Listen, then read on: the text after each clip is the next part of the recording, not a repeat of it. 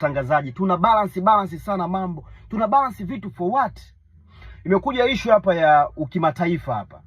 Huyu anakuambia, mchambuzi huyu anakuambia huyu fulani wa kimataifa, baadaye anakuja anakuambia huyu sio wa kimataifa, huyu amekaribia global, huyu ndio wa kimataifa. For what my brother? Bora tuna balance vitu, na vitu viko wazi, dunia inajua. Hivi kweli leo hii kwa muziki wetu sisi Tanzania hapa, tuseme msanii ambaye amevuka tu mpaka wa nchi, tunampa nafasi ya kusema huyu ni international musician. Mtangazaji mwingine tena anakuja anakuambia kuna sijui regional, international. For what my brother?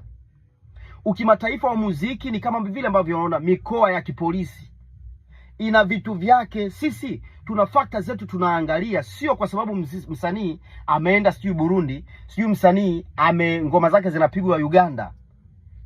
Kweli sisi wa Tanzania leo hii tuseme tunakuita wewe msanii wa kimataifa? Ukimataifa brother ni special.